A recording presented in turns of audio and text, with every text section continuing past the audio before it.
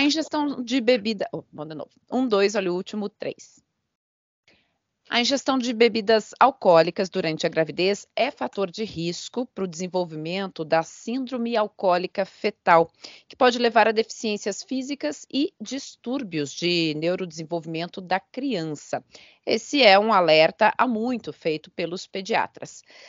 O que talvez nem todo mundo tenha ouvido falar é que existe também associação entre o aumento de sintomas depressivos e aumento de ingestão de bebidas alcoólicas na gestação para as mães também. Por isso, Humanamente, que é um programa da Band News FM, feito em parceria com o Instituto de Psiquiatria do HC da USP, hoje fala sobre todos estes pontos de vista. O do adoecimento mental e o consumo de álcool na gravidez. Para isso, nós contamos sempre com as análises do psiquiatra Daniel Barros. Oi, Daniel. Oi, Ellen. Esse é um tema que eu acho fundamental, uma vez que a gente tem, né, o uso de álcool tão comum e prevalente na sociedade e, ao mesmo tempo, muita gente grávida, né? Muita gente grávida e quando a gente fala de gravidez, a gente sempre lembra que não está falando só de uma pessoa, mas de duas, né? Então, saber as consequências, saber os riscos, saber se pode ou se não pode. Será que pode um pouquinho? Será que pode uma tacinha na gravidez? A gente vai descobrir tudo hoje, né? Eu diria, talvez, que a gente está falando pelo menos de 3 aí, né? Porque eu vou colocar o pai nessa conversa também. Com certeza. E vou colocar ela aqui nessa conversa, a supervisora do ambulatório do programa da Mulher Dependente Química do IPQ, do Hospital das Clínicas da USP, a Flávia Cardoso. Oi, Flávia, obrigada por estar aqui conosco.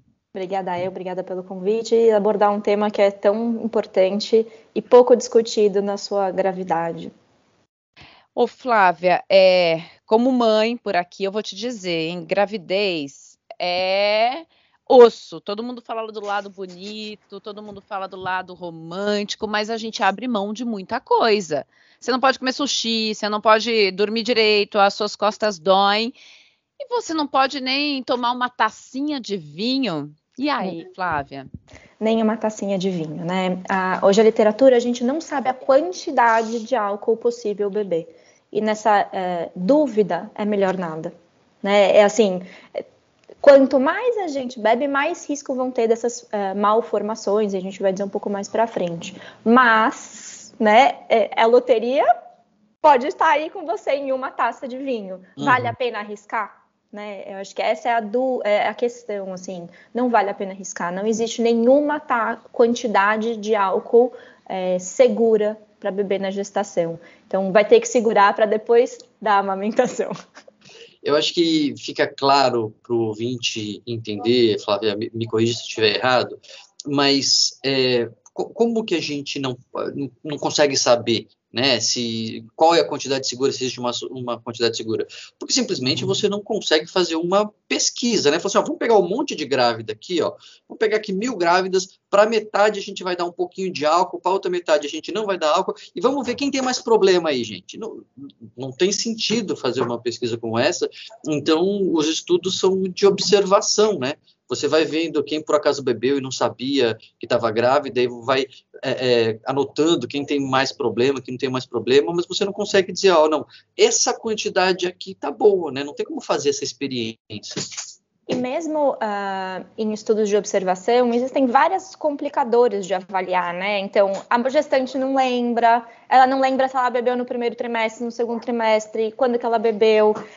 E a gente sabe que gestantes que bebem mais de 3 taças de vinho por semana, por exemplo, já aumentam o risco enormemente para as complicações do álcool para a criança, né, quando nasce. Então, será que é uma taça? Será que são 3? Como que a gente vai liberar? Né? E o que é uma dose para uma pessoa? Né? Uma dose de cachaça, será que é isso? Será que são 50 ml? Será que... Quanto que é? Isso é muito difícil para a pessoa ficar responsável por si só, né, a mãe, em gerenciar isso. E aí eu sempre digo, né, Ellen, só para fechar esse ponto do risco, né, se a gente arrisca ou não arrisca, tem uma porcentagem de gestações que tem problema. Independente de qualquer coisa, tem uma porcentagem de gestações que tem problema. Aí você bebeu e a sua gestação tem problema e você pode ficar pensando o resto da vida, puxa, e se eu não tivesse bebido? Será que foi aquela taça de vinho? Será que foi aquele hábito que eu mantive de beber aos finais de semana? Então, realmente é um risco que não vale a pena, né? Não, e o Daniel estava falando sobre a questão do estudo, né? Quando a gente estava se preparando aqui para esse programa, eu vi que muitos dos estudos acontecem, por exemplo, fora do Brasil. Então, o que é você quantificar isso já é uma questão diferente, né? Você mencionou a cachaça. Bom, isso é uma coisa que a gente consome aqui, aí você está falando de um estudo na Noruega, onde é um outro tipo de bebida, é difícil, né, você ter parâmetros para fazer um estudo em relação a isso. Mas eu queria entender o seguinte, você mencionou a questão de problemas no feto, mas eu me deparei com alguns estudos feitos aqui no Brasil, que falam que o consumo de álcool na gestação traz consequências já para a mãe. A gente sabe, né, conhece o termo chamado puerpério, aquele pesadelo que acontece logo após o parto, né, em que os hormônios fazem uma bagunçada geral ali no corpo da mulher, e aí você tem, na melhor das hipóteses, um baby blues, ou seja, né, uma leve tristeza, numa hipótese mais grave, uma depressão pós-parto. O consumo de álcool pode agravar isso? Ellen, acho que a gente precisa diferenciar o que é beber um pouquinho, o que é beber muito, né? Um consumo esporádico de álcool, então vamos pensar em mulheres, tá? Não estão gestantes. Um consumo de álcool eventual, eu fui numa festa, bebi umas caipirinhas, ou em casa bebi uma taça de vinho, isso vai aumentar meu risco para depressão? Não. A questão é quando esse consumo de álcool vira algo mais frequente e em uma mulher que talvez esteja bebendo para tratar alguma coisa aqui dentro, né? Para aliviar alguma angústia, para diminuir dor, para diminuir ansiedade. Aí sim, o consumo de álcool pode aumentar o risco de depressão. Né? Uma taça ou outra durante a gestação não vai aumentar o risco para depressão. Né? Mas ser uma bebedoura pesada, que a gente diz, que é beber aí mais de 5 doses por semana, aí sim você pode ter um risco aumentado.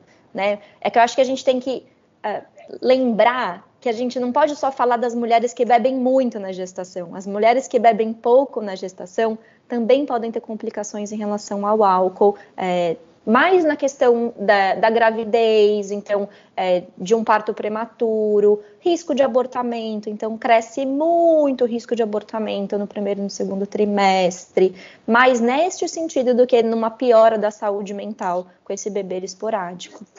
A gente também precisa lembrar que o álcool e a depressão têm uma relação bilateral, né, Flávia? Então, às vezes, a pessoa já, como você falou, já está bebendo porque já não está bem, né? E aí tem todo esse capítulo da depressão periparto, que pode começar depois que a criança nasce, mas ainda durante a gestação, que, enfim, muitas vezes, ou na maioria das vezes, passa despercebido, né? A pessoa nem sabe que está se sentindo daquela maneira, e se ela tem o hábito de beber, ela pode acabar recorrendo a isso até como um anestésico ali daquelas emoções, né?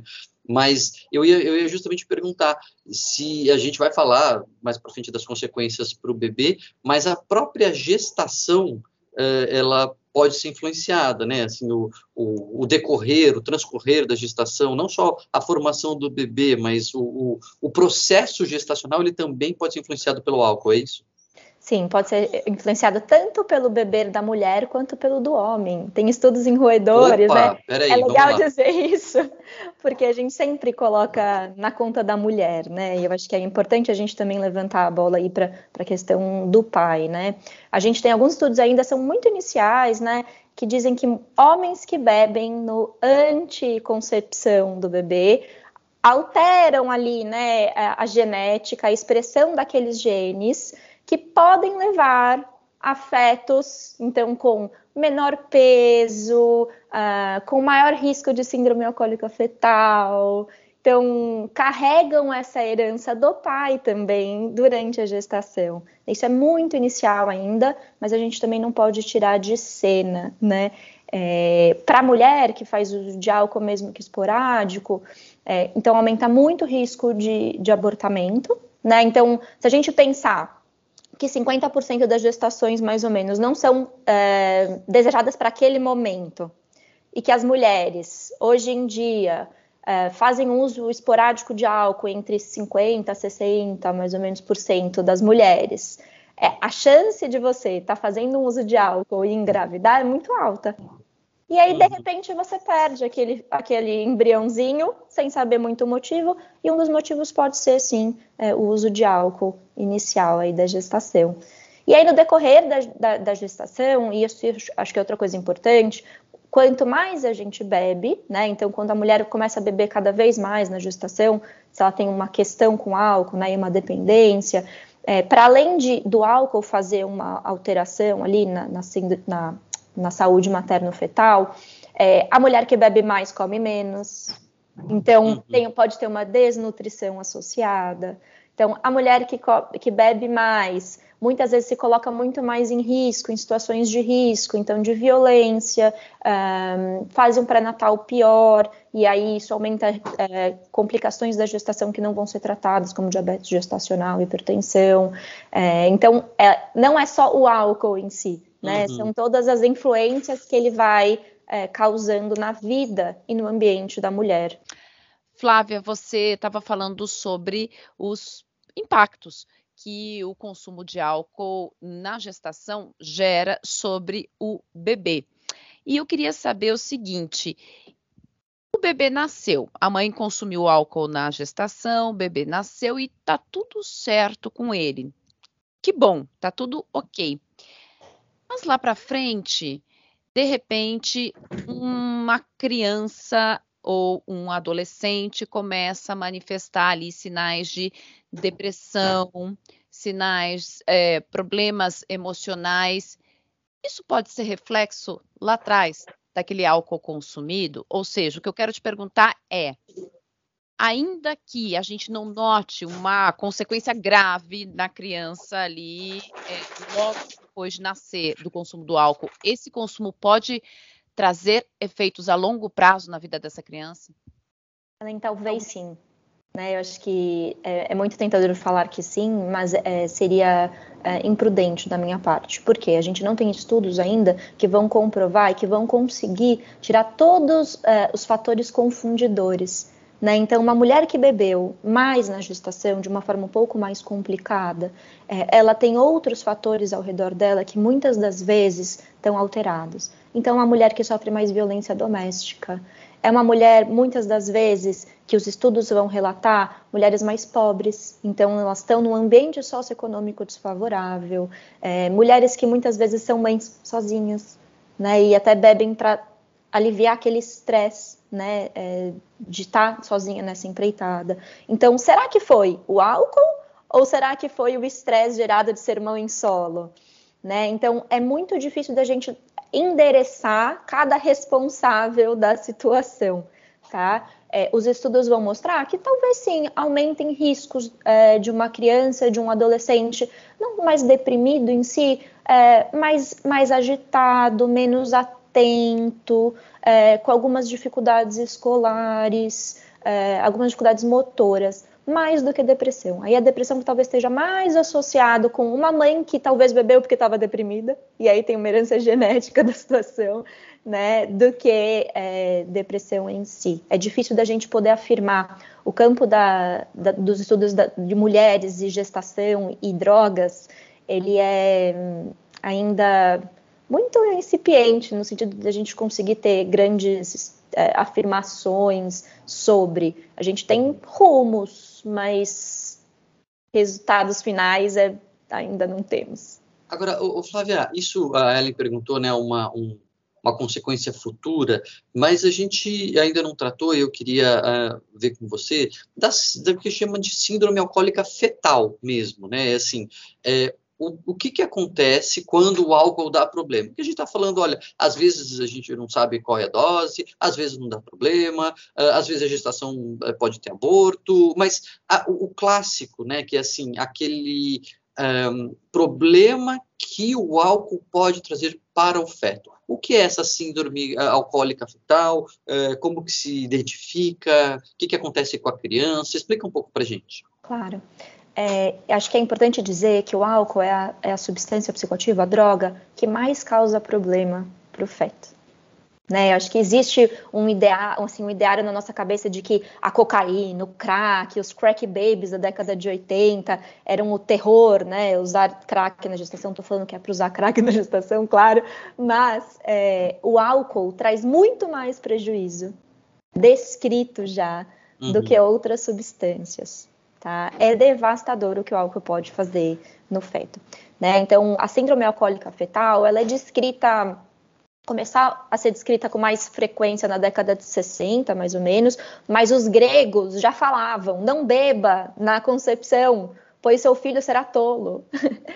Na Bíblia tá, no Velho Testamento, não beba porque nascerá nazireu. Então, já tem alertas históricos sobre álcool e gestação. E por quê?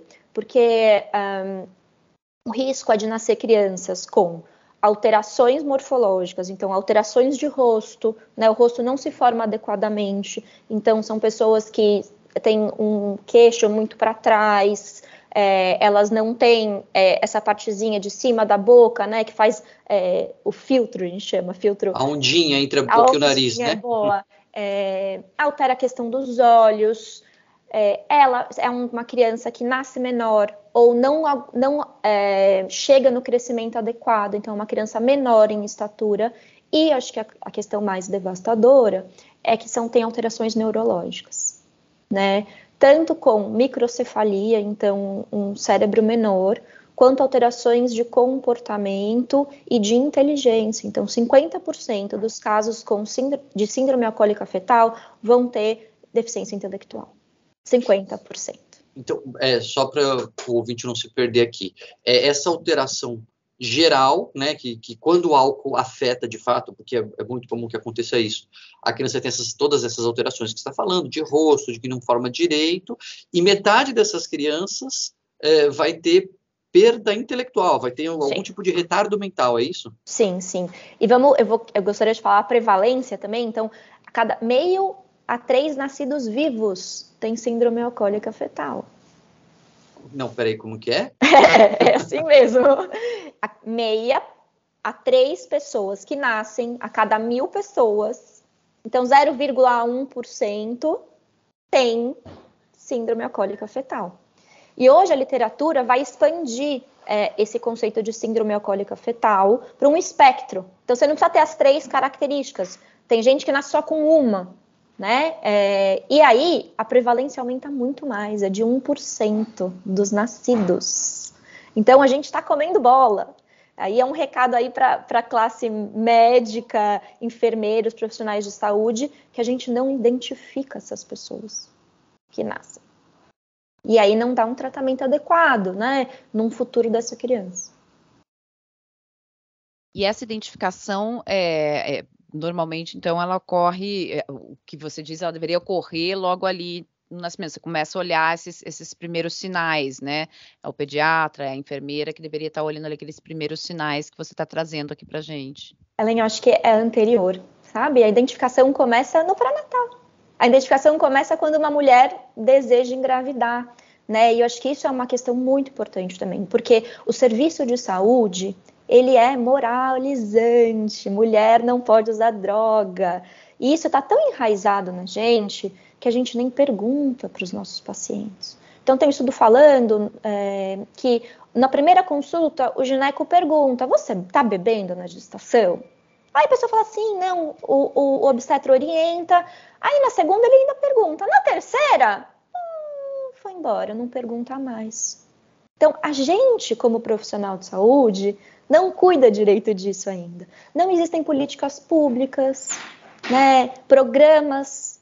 Se a gente pensar que 50% dessas crianças que nascem com a síndrome alcoólica fetal têm uma deficiência intelectual, e que isso é evitável, e que a cada 1% da população pode ter, como que a gente não tem uma política pública específica para isso? Nos postos de saúde? Eu acho que uma chave aqui muito importante do que a Flávia está falando é que, vamos pensar como o Brasil, né, Ellen? É uma causa de retardo mental, ou seja, com tudo que isso vai trazer de consequência para a pessoa, para a família e para a sociedade, porque a gente está perdendo potencial intelectual no país, que é evitável, né, que não precisaria ser assim, porque tem coisa, gente, que é inevitável, né? Tem coisa que é o destino, que é o acaso, enfim, que a gente não tem que fazer, mas essa é uma causa evitável e que, Flávia, não está como você falou, não está no nosso radar, né? Não está no screening. Eu lembro que a gente já conversou um pouco sobre depressão perinatal e não tem uma formalização de, na consulta pré-natal, verificar se a mulher está em depressão. Né? Isso não faz parte do protocolo de verificação se a mulher está em depressão, que bastava colocar 3 perguntas ali que você já faria essa, né, pelo menos essa varredura. Para o álcool também não tem, né, uma formalização. Claro, tem médico que vai perguntar, tem enfermeiro que vai perguntar, mas não está no protocolo formal, né, do pré-natal, ou estou enganado? Existe a pergunta, né, no início do pré-natal. A questão é como o médico e o enfermeiro que está cuidando desse pré-natal vão receber essa informação e reproduzir essa informação. É diferente você perguntar se a mulher está triste, da mulher está bebendo, né? Até porque tem jeitos diferentes de perguntar. Se eu virar para Ellen, você bebe? Opa, não vou falar que eu bebo, né? Pega bem mal, assim, eu tô fazendo uma coisa errada, né? Assim, entre aspas. Então, putz, às vezes as mulheres que bebem antes da gestação continuam bebendo alguma coisinha durante o dia a dia. Como que é isso para você? Você parou totalmente ou continua tomando alguma dosezinha, uma cervejinha no churrasco? Então, a equipe de saúde também não é treinada para lidar com isso. E quando descobre que está bebendo, não sabe o que fazer. Bom, essa gestante está bebendo bastante, digamos que é bastante até. Porque assim, a maior parte das gestantes que vão beber, e aí os números de gestantes que bebem são enormes, tá? A média mundial é de 10%, tá? Mas tem países que chegam a 30%, 40%. Reino Unido, Irlanda, a comunidade europeia é a que mais bebe durante a gestação, né? Então é muita gente bebendo. A maior parte dessas mulheres bebem muito pouco durante a gestação. E aí só uma orientação. Putz, você sabe que existe a síndrome alcoólica fetal, que causa esse risco? Isso já faz com que a mulher cesse o consumo. Os casos mais difíceis, onde a mulher faz um uso complicado do álcool e tem uma relação de necessidade com o álcool, e aí tem uma dependência, o profissional de saúde não sabe nem para onde enviar. Então, o que eu vou perguntar um negócio que eu não sei o que fazer depois? Né? E tem para onde enviar? Essa é a grande questão, né? Essa é a grande questão. Brasil, né, nível Brasil, mais difícil, né? A ideia é que você envie para um serviço de psiquiatria, né, que cuide de mulheres usuárias de substâncias, mas muitas das vezes isso não está disponível, né? E isso é uma grande questão. E aí a gente tem grupos de apoio, que acho que já é um grande começo, né, no Brasil, então AA, ANA, que podem ajudar aí nessa redução do consumo. Porque a gente sabe que a redução do consumo diminui muito o risco. Então, se você bebeu no primeiro trimestre e para de beber, o risco diminui 5 vezes, por exemplo. Ô, Flávio, eu quero pegar aqui como gancho da nossa conversa a última pergunta do Daniel Barros. O que fazer no momento que você identifica que uma mulher está consumindo álcool na gestação? Você falou que no Brasil a gente tem, você teria que caminhar para um serviço psiquiátrico, algum grupo de apoio. O que fazer na parte médica e o que fazer na família? Então, primeiro a gente vai ter que entender quanto que essa mulher está bebendo, né? Como eu tinha dito, a maior parte das mulheres que fazem esse uso de álcool fazem um uso pequeno, né? Até porque alguns obstetras até falam que pode beber, né? Existe ainda um endereçamento antigo de que 1 dose por semana, 2 doses por semana não teria problema. Então, orientação. A primeira coisa é orientar ali durante a consulta de pré-natal. 60%, 70% do nosso problema está resolvido aí, orientando adequadamente e perguntando nos retornos de consulta de pré-natal. Bom, a mulher está bebendo um pouco mais. Todo fim de semana tem um churrasquinho, que ela pode abrir mão, mas ela gosta bastante, né? A primeira coisa que dá para fazer, e dá para fazer em qualquer lugar, aumentar o número de consultas pré-natais. Passagem com médico e equipe de enfermagem. Aumentar esse contato e falar sobre isso, perguntar ativamente sobre isso, e as motivações que a mulher teve para beber naquele dia, daquele churrasco, o que ela poderia fazer de diferente naquele dia, vai resolver já uma outra parcela importante. Tá? Então, orientação e cuidado mais próximo dessa gestante. Tá? Grupos também ajudam, às vezes nas UBSs tem grupos de apoio, né? Então, tem grupos de tabagismo, por exemplo, né? Poder pensar num grupo para gestantes com o uso de álcool é uma intervenção no território muito possível, né? E efetiva.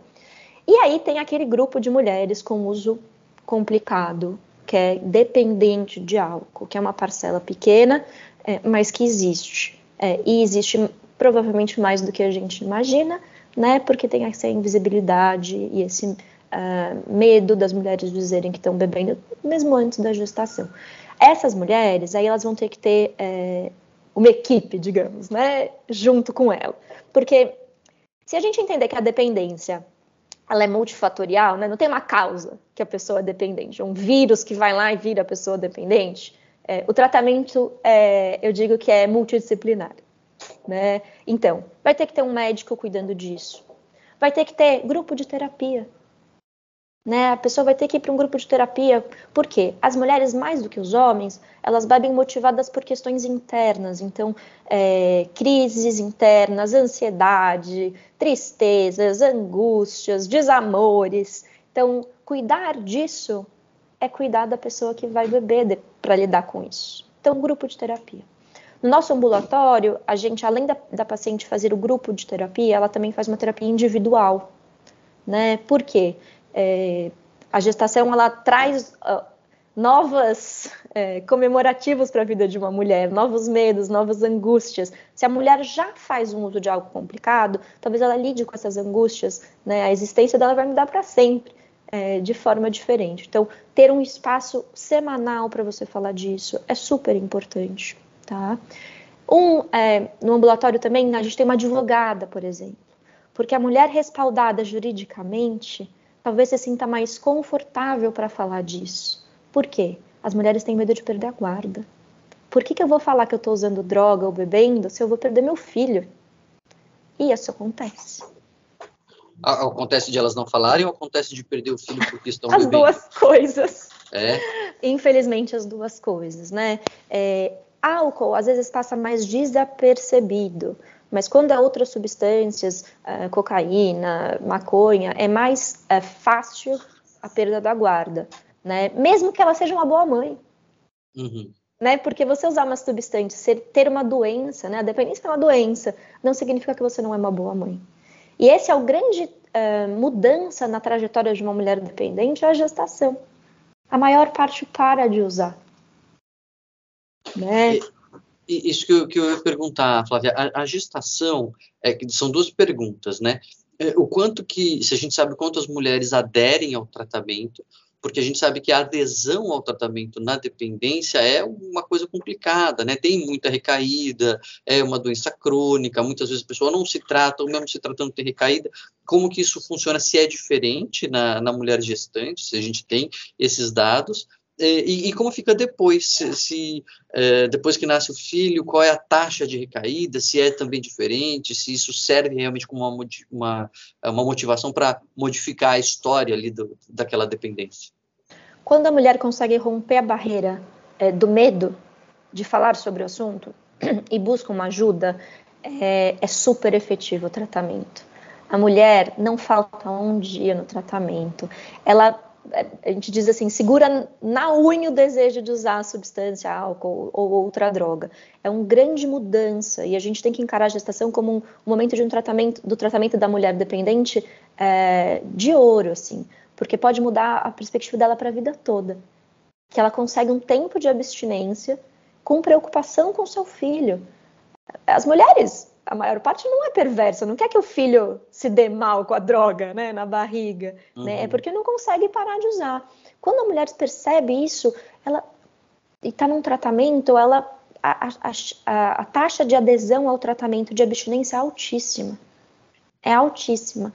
E no começo do pós-parto, no puerpério, porque tem esses cuidados iniciais do bebê que dependem muito da mãe, né? A mulher ainda permanece abstinente. Às vezes, tá com muita fissura, cuida do bebê, entrega para a mãe, para uma outra pessoa do cuidado, do círculo familiar, e aí vai usar. Não mistura as duas coisas, né? Eu não cuido do meu filho intoxicada, né? Eu primeiro cuido dele. Então, é um momento super importante de grande adesão. Agora, você falou, né, depois que nasceu, e eu não queria que nós encerrássemos o programa falando sobre álcool e gestação sem falar da amamentação, né? Então, vamos lá. O neném nasceu, não, a mãe não bebeu, ou se bebeu, por sorte, não teve a síndrome alcoólica fetal. Então, essa criança formou-se adequadamente. Não teve problema no rosto, não teve problema na cognição, nasceu normal. E aí, o álcool passa no leite, vai deixar a criança viciada, a criança vai tomar uma dosinha cada vez que ela for mamar. Como é que o uso de álcool durante a amamentação, uma vez que a criança já está formada? Quer dizer, deixa eu me corrigir, né? Antes que a Flávia me corrija, o cérebro ele vai continuar amadurecendo até aí o começo da idade adulta, né? Mas o embrião ali, a criança já nasceu. Você entendeu o que eu quis dizer? Então, assim como na gestação, o álcool é proscrito na amamentação, tá? Porque o álcool passa, sim, no leite materno. 2% do que a mãe bebe tá lá no leite, 1 hora depois, meia hora, 2 horas depois que bebe, vai para o leite. Então, a orientação é desprezar esse leite, né? Dar um outro leite para essa criança quando a mãe bebeu, esporadicamente. E depois voltar a amamentar. Depois de algumas horas pode usar o leite do peito mesmo, tá? Mas quando bebe e não tem outro leite, etc., a gente orienta que não amamente com aquele leite que tem álcool. Tem caso de bebês intoxicados e doidões por aí? Não tem nenhum caso descrito na literatura de bebês intoxicados por álcool. O que tem bem descrito é que quando o bebê faz uso desse leite com um pouco de álcool, ele fica com um sono mais agitado, às vezes não mama direito porque o gosto do leite muda, mas principalmente o sono muda bastante. Mas como esse leite vai para o bebê e vai para o cérebro, e o cérebro ainda está em formação, a gente orienta que não amamente quando bebe. Mas a Flávia ofereceu uma saída aqui, hein, Ellen? Você viu, né? A mulher pode guardar um pouquinho do leite ali, aquele esquema de deixar na geladeira congelado, toma o seu vinhozinho ali no jantar, e dá aquele leite, e na manhã seguinte volta tudo ao normal. E acho que é importante dizer isso, Daniel, porque, assim, por exemplo, na Austrália, tem alguns estudos dizendo que depois de 8 semanas, mais de 60% das mulheres voltam a beber. A gente precisa orientar, a gente não pode achar que isso não vai acontecer, que a mulher não vai beber depois que nasceu. Então, é melhor que oriente corretamente do que deixe a mulher fazer de um jeito que ela imagina. Perfeito. Humanamente, hoje nós falamos sobre a relação entre o uso de álcool e a gestação. Orientação é sempre o melhor remédio por aqui, né? E nós conversamos por aqui com a supervisora do ambulatório do Programa da Mulher Dependente Química do IPQ, do Hospital das Clínicas da USP, a Flávia Cardoso. Obrigada, Flávia, pelas orientações aqui. Obrigada. Daniel, obrigada mais uma vez pela parceria. Eu só aprendo nesse programa, viu? Obrigado, Flávia. Quero ver o que eu vou aprender agora semana que vem. Pois é, porque semana que vem a gente tem mais um encontro por aqui. O programa de hoje para você compartilhar aí com as suas amigas, com seus parentes, né? Pode compartilhar no YouTube, no canal da Band News FM, pode compartilhar lá no nosso site ou nos tocadores de podcast. Escolha lá o seu, estamos em todos eles, você pode ouvir novamente. E semana que vem nós temos um novo encontro. Até lá!